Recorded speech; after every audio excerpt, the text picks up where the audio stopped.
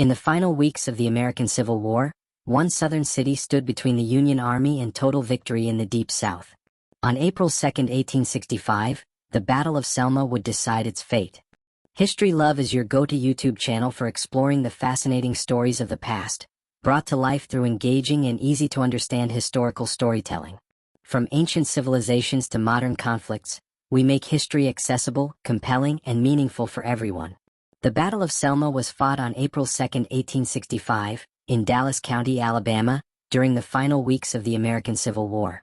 This decisive engagement was part of Wilson's Raid, a large-scale Union cavalry campaign designed to destroy Confederate infrastructure across Alabama and Georgia. Taking place in the last full month of the war, the Battle of Selma marked a turning point in the collapse of Confederate resistance in the Deep South. Union forces were led by Brevet Major General James H. Wilson, who commanded approximately 13,500 cavalrymen organized into 3 divisions. Beginning his advance from Gravelly Springs, Alabama, on March 22, 1865, Wilson pushed deep into Confederate territory with speed and precision. His objective was clear: cripple the South's remaining industrial and military capacity. Opposing Wilson was Confederate Lieutenant General Nathan Bedford Forrest, one of the South's most renowned cavalry commanders. Forrest attempted to slow the Union advance but was outmaneuvered and defeated in a running battle at Ebenezer Church on April 1, just one day before the Battle of Selma. This defeat left the road to Selma exposed. As Wilson approached the city, he divided his forces into 3 separate columns, advancing simultaneously against Selma's fortified defenses. Although Selma was heavily protected by earthworks and artillery and served as one of the Confederacy's most important manufacturing centers, the Union assault proved overwhelming. Union troops broke through the defenses at multiple points, forcing Confederate forces to abandon the city. Selma fell to Union control by the end of the day. While many Confederate soldiers were captured, several senior officers, including Forrest and Lieutenant General Richard Taylor, managed to escape. Despite this, the loss of Selma dealt a devastating blow to the Confederacy's ability to continue the war. The Battle of Selma demonstrated that even the most capable Confederate commanders could no longer halt the relentless Union advance.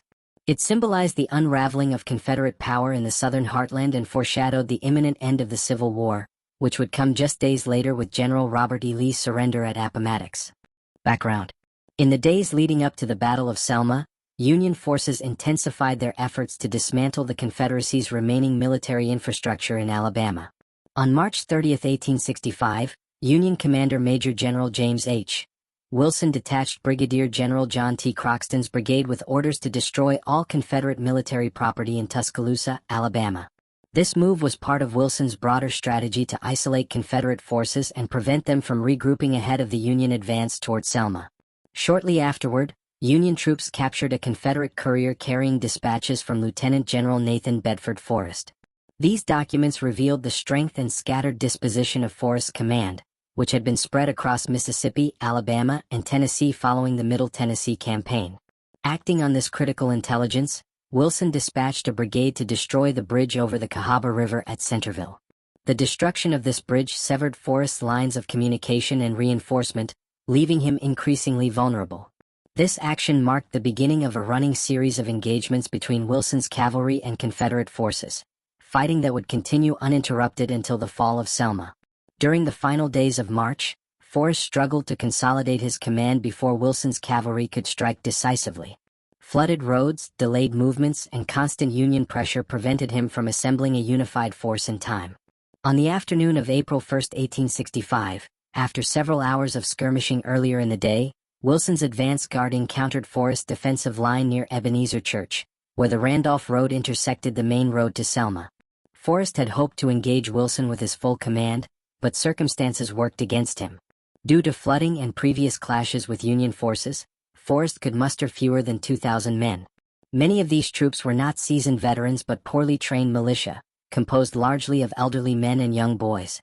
Despite being heavily outnumbered, Confederate forces resisted for more than an hour as Wilson steadily committed additional cavalry units and artillery to the fight. During the engagement, Forrest himself was wounded in close combat by a Union officer wielding a saber. Forrest responded by killing the attacker with his revolver, a moment that became emblematic of his reputation for personal bravery. Ultimately, a determined Union cavalry charge shattered the Confederate militia line. Forrest's right flank collapsed, forcing him to retreat under intense pressure. The engagement at Ebenezer Church failed to significantly delay or weaken Wilson's advance, leaving the road to Selma open and setting the stage for the decisive Battle of Selma the following day. Prelude. In the early hours of April 2, 1865, Lieutenant General Nathan Bedford Forrest arrived in Selma, Alabama, a town of roughly 10,000 residents, after the fighting at Ebenezer Church. Witnesses later described him as arriving horse and rider covered in blood, a stark image that reflected both the intensity of the previous day's combat and the urgency of the moment. Upon reaching the city, Forrest immediately advised Lieutenant General Richard Taylor, the Confederate departmental commander, to evacuate Selma. Taylor complied, formally transferring command of the city's defense to Forrest before departing. Selma was protected by an extensive system of fortifications stretching nearly 3 miles in a broad semicircle around the city. Anchored at both the northern and southern ends by the Alabama River, the defensive works had been constructed 2 years earlier. Though maintenance had been neglected, the fortifications remained formidable. The earthen walls rose between 8 and 12 feet high and measured 15 feet thick at the base, with a 4-foot-wide, 5-foot-deep ditch running along the front. Beyond the ditch stood a sharpened picket fence of heavy wooden posts, while strategically placed earthen forts mounted artillery that commanded the open ground an attacking force would have to cross. The Confederate defenders at Selma were a mixed force, consisting of Armstrong's, Roddy's, and Crossland's brigades, Myrick's artillery battalion, Forrest's personal escort, and units of Alabama militia. In total, Forrest could field only about 2,000 men. To cover the long defensive line, his troops were spaced several feet apart, leaving gaps that reflected both the shortage of manpower and the desperation of the defense. In contrast, Union forces were present in overwhelming numbers, their formations appearing dense and continuous across the open terrain before the city's works. Union Commander Major General James H. Wilson reached the Selma fortifications at approximately 2 p.m.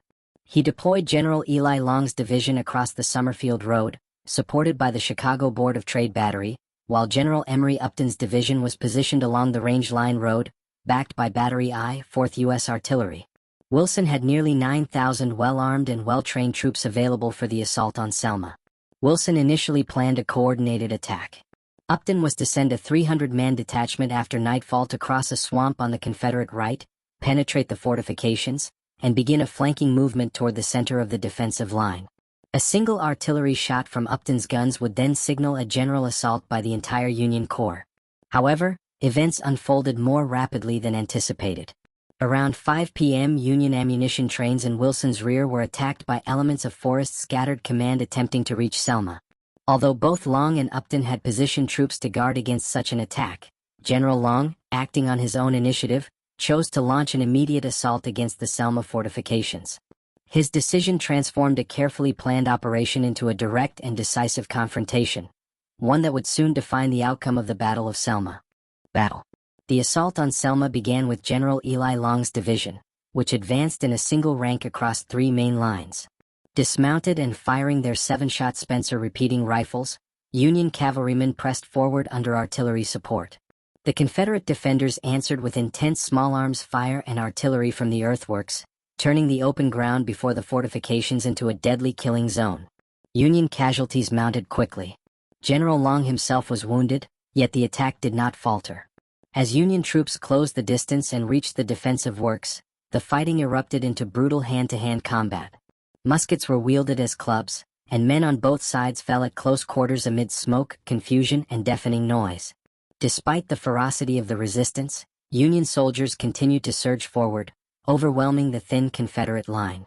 In less than 30 minutes, Long's men had captured the fortifications guarding the Summerfield Road, breaking through defenses held by a vastly outnumbered force. Observing Long's success, General Emory Upton immediately ordered his division to advance.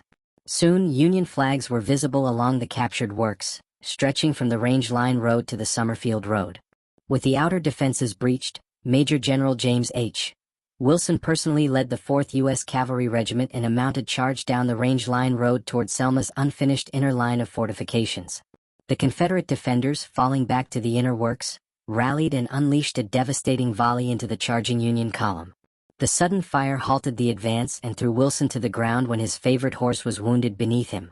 Wilson quickly remounted the injured animal and, recognizing the strength of the resistance, ordered a dismounted assault by multiple regiments. Confederate troops attempted to make a final stand near the Selma Railroad Depot and along the embankments of the railroad line near the Plantersville Road, known today as Broad Street. Fighting in this area was intense and prolonged, as Southern forces struggled to hold their ground. By early evening, however, the sheer weight of Union numbers allowed Wilson's men to flank the Confederate positions. One by one, the defenders abandoned the depot and the inner line of works. By nightfall, organized Confederate resistance in Selma had collapsed. The outcome of the Battle of Selma was no longer in doubt, and Union victory signaled the destruction of one of the Confederacy's last major strongholds in the Deep South. Aftermath. In the immediate aftermath of the Battle of Selma, Union forces rounded up hundreds of Confederate prisoners, while many more escaped under cover of darkness along the Burnsville Road. Among those who evaded capture were senior Confederate commanders, including Lieutenant General Nathan Bedford Forrest, General Armstrong, and General Roddy. To the west of the city, scattered Confederate units continued to resist Union pursuit as far as the eastern bank of Valley Creek before slipping away during the night.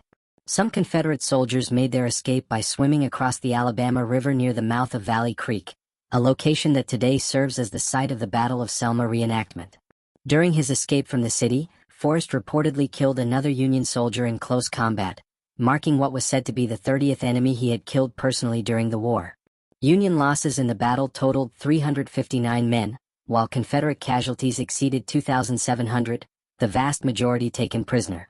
In addition, Union forces captured 32 pieces of Confederate artillery, further crippling the South's remaining military capacity. The scale of the Confederate losses underscored the decisive nature of the Union victory at Selma. That night, Union troops, exhausted but jubilant, looted parts of the city. Over the following week, Wilson's men systematically destroyed Selma's arsenal and naval foundry, eliminating one of the Confederacy's last major industrial centers. With Selma rendered militarily useless, Wilson resumed his advance eastward. The Union column moved on to Montgomery, then engaged Confederate forces at Columbus, Georgia on Easter Sunday. From there, Wilson's cavalry continued toward Macon, Georgia, where they learned of the collapse of Confederate resistance and the effective end of the Civil War. On May 10, 1865, Union forces captured Confederate President Jefferson Davis near Irwinville, Georgia, bringing Wilson's raid, and one of the war's final campaigns, to a dramatic close. The Battle of Selma stands as one of the last major engagements of the American Civil War, symbolizing the destruction of Confederate military power in the Deep South and the inevitability of Union victory. If you enjoyed this documentary on the Battle of Selma, subscribe to History Love for more in-depth stories from the past. Like the video, share it with fellow history lovers, and leave a comment telling us which battle or historic place you want us to explore next.